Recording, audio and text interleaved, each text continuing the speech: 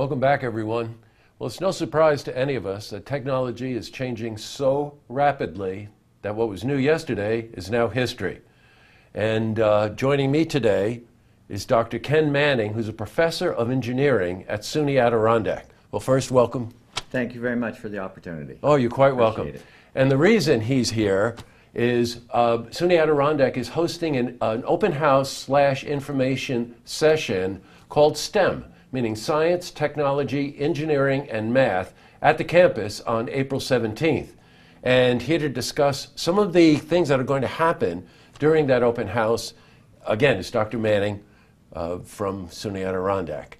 So I like, you got the professorial jacket on, you know that? That's right, I do. Okay, good. Very careful choice this morning. We got the patches too? Where's the no, pipe? No elbow patches, no pipe, and no beard. I got you, okay. I'm a phony. No, so you've been a professor of engineering for 20 years, you were telling me. 20 years in several locations over the years. The last 12 years at the community college level.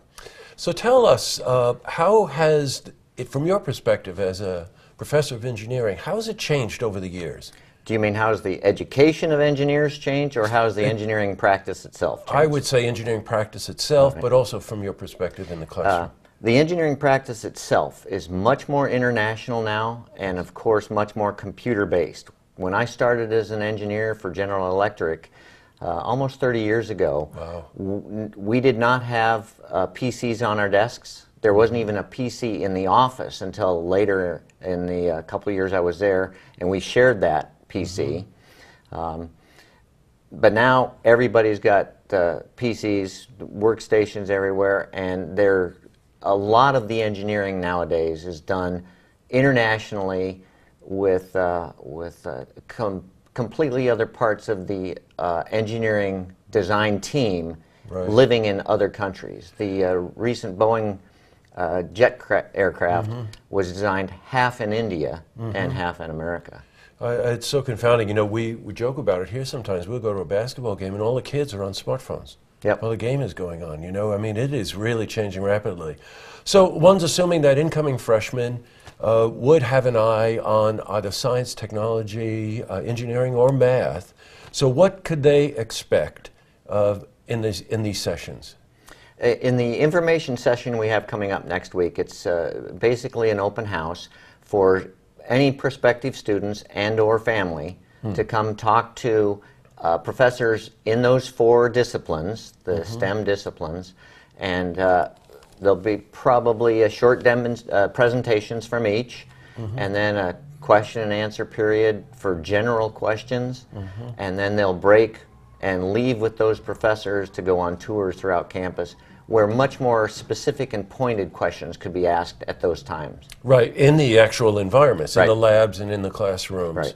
Boy, that is such a leg up. You figure it's a very complex subject to start with, so the opportunity to come to the college, hear from the professors, and actually go on site and see specifics about whatever discipline they might be interested in is very helpful. Right. We also tend to have a lot of students who may be first-time college students in their family, and they have a lot of questions about how college works in general. Yes. And so it's a time for even some of those questions to be asked.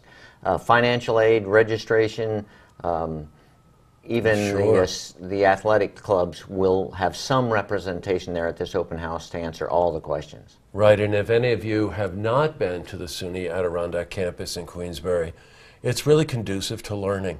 You know, as we were talking before we went on camera, you know, you go up there and that environment itself is so conducve to it, right? You can just about see West Mountain from campus. If you get into one of the higher buildings, know just where to look, you can catch the upper ski slopes from there.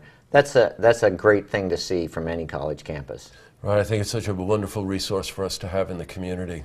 I really applaud you. We appreciate the community support. Without it, we wouldn't be in business. Sure, I hear you. So once again, we have an open house / information session.